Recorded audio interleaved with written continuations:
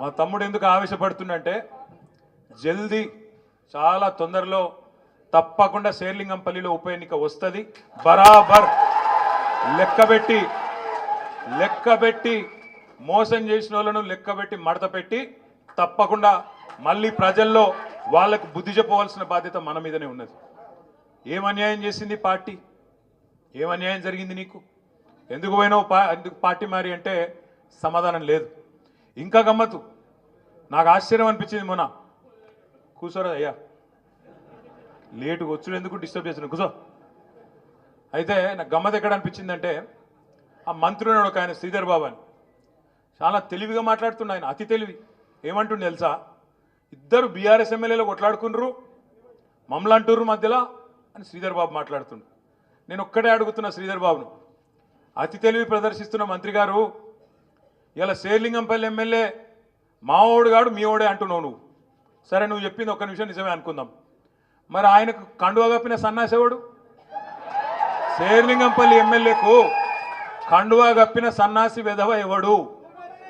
మా బీఆర్ఎస్ ఎమ్మెల్యేల ఇంటింటికి తిరిగి వాళ్ళ కాళ్ళు మొక్కుకుంటా, వాళ్ళ కాళ్ళు పట్టుకొని పోచారం శ్రీనివాసరెడ్డి ఇంటికి పోయి, కడియం శ్రీయర్ ఇంటికి పోయి, కేశవరావు గారి ఇంటికి పోయి కాళ్ళు మొక్కి కండువాలు కప్పుతున్న దౌర్భాగ్యుడు సన్నాసి వెధవ ఎవడు? చెప్పు శ్రీధర్ బాబు, నేను అడుగుతున్నా.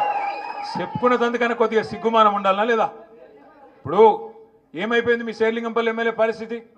అది అంటారు చూడు హిందీలో సామెత, దోబీకా కుత్తా నా గారికా నా ఘాట్. ఇక తెలుగులో ఒక పాట ఉన్నది కానీ నేను చెప్తే బాగుండదు. కొద్దిగా చాలామంది సోషల్ మీడియాలో నడుపుతున్నారు, అది నడవని. మనమేమో మనోడు కాదని పడుతుంది, వాళ్ళేమో మావోడు కాదని పట్టరి. పాపం ఏం చేయాలి, ఆయన బతికియాలి, అట్లా అయిపోయింది. నన్ను అన్నాడో రోజు మా సబితక్క సునీతక్క నాయనక కూర్చున్నారు, నేను అసెంబ్లీలో మాట్లాడుతుంటే ముఖ్యమంత్రి అంటాడు, ఇగో ఆ అక్కలను నమ్ముకుంటే నీ బతుకు జూబ్లీ బస్ స్టాండ్ అవుతుంది అన్నాడు. నన్ను ఏదో అక్కలను ఇన్సల్ట్ చేసుకుంటా, ఆడబిడ్డలను అవమానించుకుంటా ఇష్టం వచ్చినట్టు ఒరిలిండు. ఇలా నేను అడుగుతున్నా, ముఖ్యమంత్రి చెప్పు దమ్ముంటే, నువ్వే చేర్చుకున్నావు కదా ఇంటింటికి తిరిగి 10 మందిని, ఇలా ఏమైంది వాళ్ళ బతుకు? జూబ్లీ బస్ స్టాండ్ అయింది. ఆ 10 మంది ఎమ్మెల్యేల బతుకు జూబ్లీ బస్ స్టాండ్ అయింది.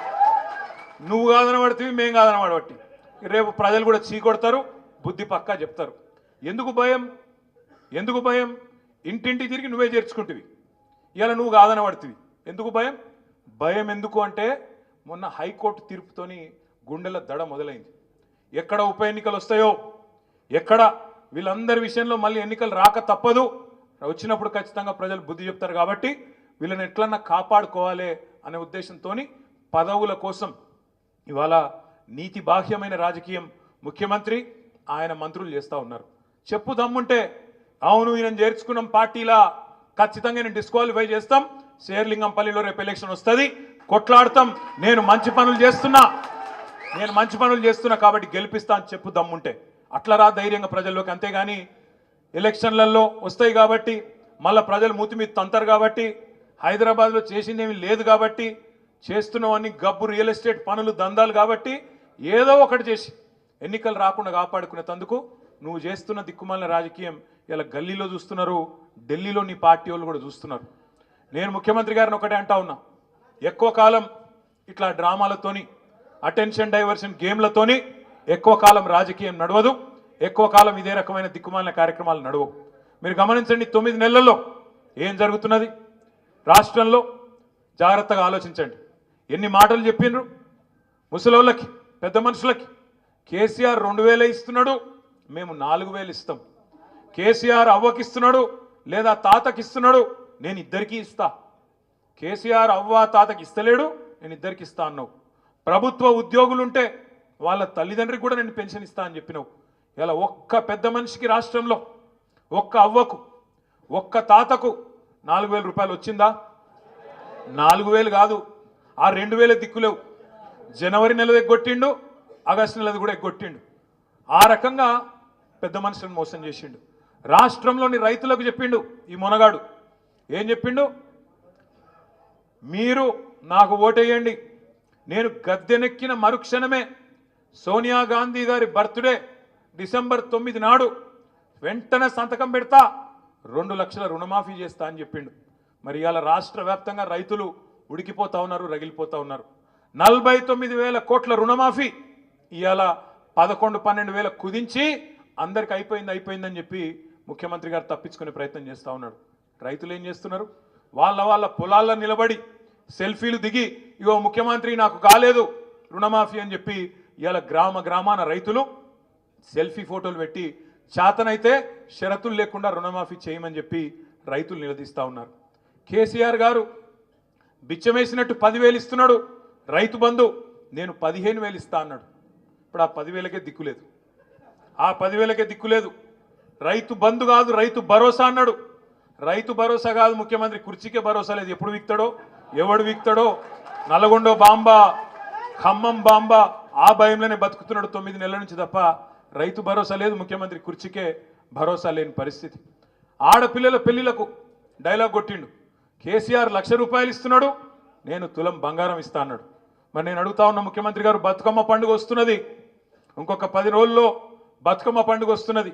నీకు నిజంగా ఆడబిడ్డల మీద ప్రేమ ఉంటే ఇప్పటికే 4-5 లక్షల పెళ్లిళ్ళు అయినాయి నీ ప్రభుత్వం వచ్చినాక 9 నెలల్లో. మరి ఆ 4-5 లక్షల మంది ఆడబిడ్డలకు కూడా తప్పకుండా తులం బంగారం చొప్పున వెంటనే ఇయ్యాలి.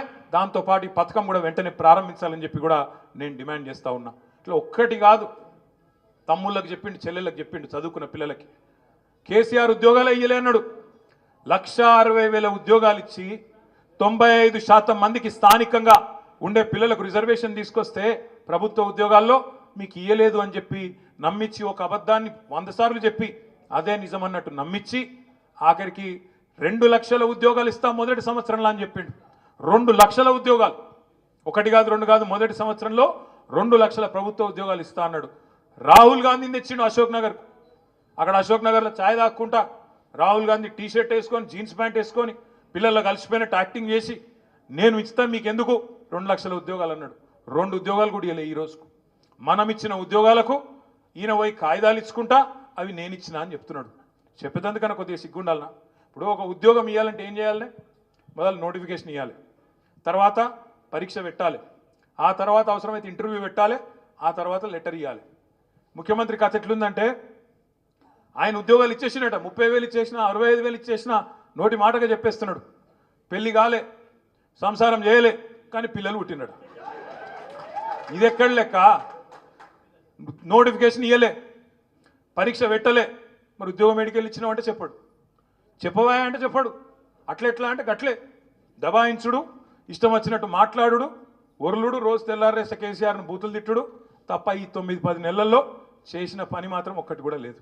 ఇంకొక మాట ఇప్పుడు అక్క చెప్పింది, నేను కూడా మీ అందరికి గుర్తు చేస్తా ఉన్నా. హైదరాబాద్లో మనం ఒక్క సీటు కూడా పొల్లుకోకుండా, కాంగ్రెస్కి ఒక్క సీటు రాకుండా క్లీన్ స్వీప్ చేసినాం. మీ అందరి దయతో, మీ అందరి ఆశీర్వాదంతో ఒక్కొక్క సీట్లో ఏం మెజారిటీలు అవి?